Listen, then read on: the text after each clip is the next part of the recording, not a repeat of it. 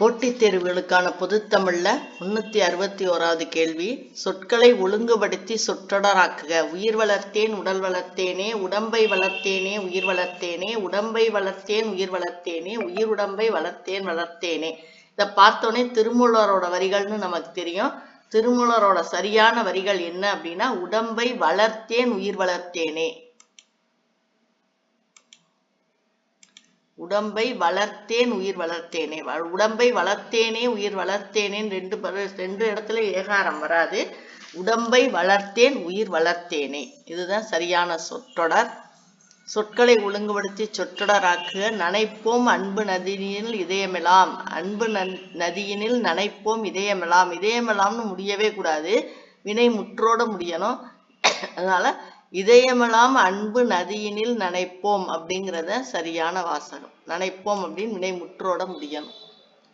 சொற்களை ஒழுங்குபடுத்தி சொற்றொடராக்குக. காய்கறிகளில் உயிர் சத்து உள்ளது. இது பார்த்தோன்னே இது சரியா இருக்கு.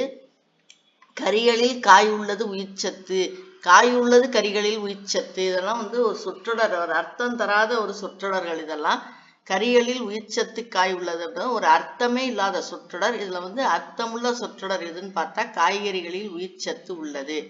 சொற்களை ஒழுங்குபடுத்தி சொற்றொடராக்குக. நீடு துயில் நீக்க பாடி வந்த நிலா என புகழப்பட்டார் பாரதியார். பாரதியாரோட சிறப்பு பேரே நீடு துயில் நீக்க பாடி வந்த நிலா. இங்க பார்த்தா பாடி வந்த நிலா நீடுதுயில் நீக்க, இங்க பார்த்தா நீடுதுயில் நிலா பாடி வந்த நீக்க.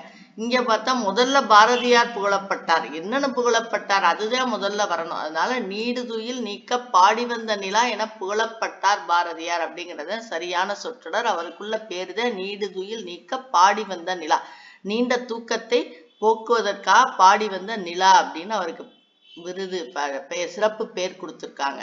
சொற்களை ஒழுங்குபடுத்தி சொற்றொடராக்குக. உணர்ந்த தவளைகள் சத்தமிடும் மழை வருகின்றது என்பதையெல்லாம் முடியவே முடியாது ஒரு சொற்றொடரும்.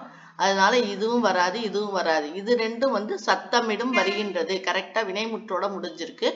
ஆனா இங்க பாருங்க, மழை வருகின்றது என்பதை உணர்ந்த தவளைகள் சத்தமிடும், இதுதான் கரெக்ட். மழை வருது அப்படின்னு தெரிஞ்சுக்கிட்டு தவளைகள் சத்தம் போடும்.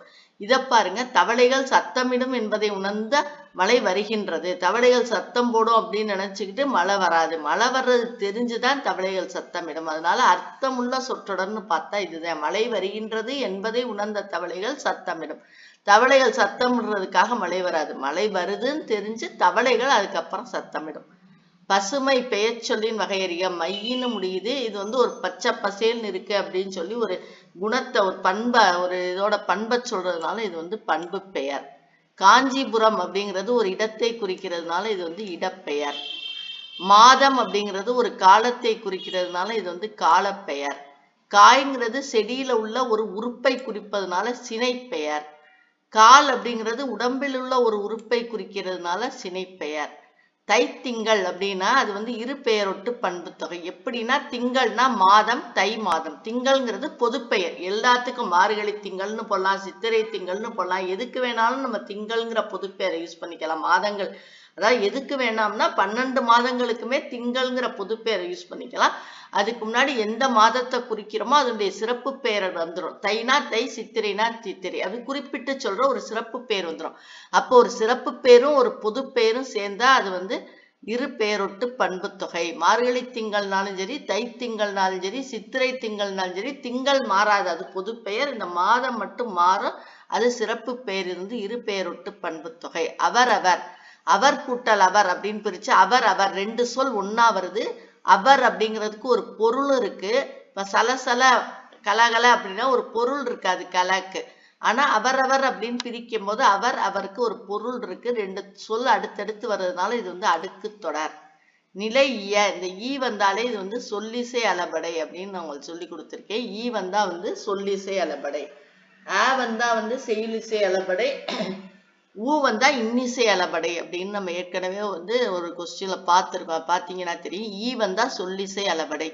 எரித்தழல் என்பதன் இலக்கண குறிப்பு தேர்க. எரித்தழல், எரிந்த தழல், எரிகின்ற தழல், எரியும் தழல். 3 காலத்தையும் இது சொல்றதுனால இது வினைத்தொகை, ஊறுகாய் மாதிரி. எரிந்த தழல், எரிகின்ற தழல், எரியும் தழல் அப்படின்னு 3 காலத்துக்கும் இது வர்றதுனால இது வினைத்தொகை. மலரடி என்பதன் இலக்கண குறிப்பு தேர்க. மலரடி, மலர் போன்ற அடிகள். அந்த போன்ற அப்படிங்கிற உவம உறுப்பு மறைஞ்சு வந்திருக்கு, தொக்கி வந்திருக்கு. தொக்கி வந்தா தொகை. அந்த உவம உறுப்பு தொக்கி வந்ததுனால இது வந்து உவமை தொகை. மலர் போன்ற அடிகள் அப்படின்னு வருது. விடைக்கேற்ற வினாவை தேர்ந்தெடு. வாழ்க்கையை கற்பதுதான் உயர்ந்த கல்வி. வாழ்க்கை எப்போது உயரும்? இதுல அதுக்கான விடை கிடையாது. இது எது உயர்ந்த கல்வி? வாழ்க்கையை கற்பதுதான் உயர்ந்த கல்வி. வாழ்க்கையை எப்படி கற்க வேண்டும்ங்கிறது இல்ல, உயர்ந்த கல்வி பெற என்ன செய்ய வேண்டும், அதெல்லாம் இதுக்கான வினா இல்ல. எது உயர்ந்த கல்வின்னு கேட்டா என்ன சொல்வோம்? வாழ்க்கையை கற்பதுதான் உயர்ந்த கல்வி. அப்ப இந்த விடைக்கேற்ற டைரக்ட் வினா அல்லது வினாவுக்கேற்ற விடையா இருக்கணும். அந்த மாதிரி பார்த்துக்கணும். கவியரசர் கண்ணதாசனின் இயற்பெயர் முத்தையா. அப்ப என்ன கேட்போம்? கண்ணதாசனின் இயற்பெயர் என்ன? சிலப்பதிகாரம் தமிழில் தோன்றிய முதல் காப்பியம். சிலப்பதிகாரம் பெயர்க்காரணம் கூறு இல்ல, முதல் காப்பியம் எதுன்னு கேட்கல. சிலப்பதிகாரம் தமிழில் தோன்றிய முதல் காப்பியமா அப்படின்னா ஆம்னு வந்திருக்கும், விடையில வல்ல. தமிழில் தோன்றிய முதல் காப்பியம் எது? தமிழில் தோன்றிய முதல் காப்பியம் சிலப்பதிகாரம். அதுதான் வந்து இதுக்கு வரும். தீமை சிறிதும் தராத சொற்களை கூறுதலே வாய்மை ஆகும். அப்ப வாய்மை என்றால் என்ன அப்படிங்கிறதும் போடலாம்.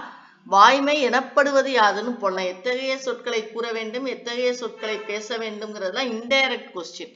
வாய்மை என்றால் என்ன, வாய்மை எனப்படுவது யாதுன்னு கேட்கலாம். ஆனா நமக்கு குறள்ல வந்து வாய்மை எனப்படுவது யாதெனின் யாதொன்றும் தீமை இல்லாத சொல்லல் அப்படின்னு அந்த குறள்லே வாய்மை எனப்படுவது யாதெனின் வந்ததுனால இதுக்கான ஆன்சர் வாய்மை எனப்படுவது யாதுன்னு கேட்கறாங்க. அப்படி அது கொடுக்கலைன்னா நம்ம வாய்மை என்றால் என்னன்னு கூட எழுதிக்கலாம். ஆனா நம்ம குறள்லே இந்த வரி வர்றதுனால இதையே வந்து கேள்வியா இதுக்கு வச்சிருக்காங்க. தெருக்கூத்து என்பது கிராமங்களில் கோயில் விழாவில் நடத்தப்படுவது. தெருக்கூத்து என்பது எங்கு நடத்தப்படுவது அப்படின்னு கேட்டா நம்ம கிராமங்களில் கோயில் விழாவில் நடத்தப்படுவதுன்னு சொல்லலாம். ஆனா இன்னொரு கொஸ்டின் பாருங்க, தெருக்கூத்து என்பது எங்கு எப்போது நடைபெறும். ஏன்னா எங்கு கிராமங்களில், எப்போதுனா கோயில் விழாவில். அதனால இந்த கொஸ்டினை விட இந்த கொஸ்டின், இந்த வினாதான் வந்து இதுக்கு ரொம்ப கரெக்டா இருக்கு. தெருக்கூத்து என்பது எங்கு எப்போது நடைபெறும். ஏன்னா ரெண்டு இருக்குல்ல, கிராமங்களில் கோயில் விழாவில். அதனால எங்கு எப்போது நடைபெறும். இப்ப அந்த கொஸ்டின் இல்லைன்னா நம்ம இந்த கொஸ்டினை ரைட்டுன்னு போட்டுக்கலாம்.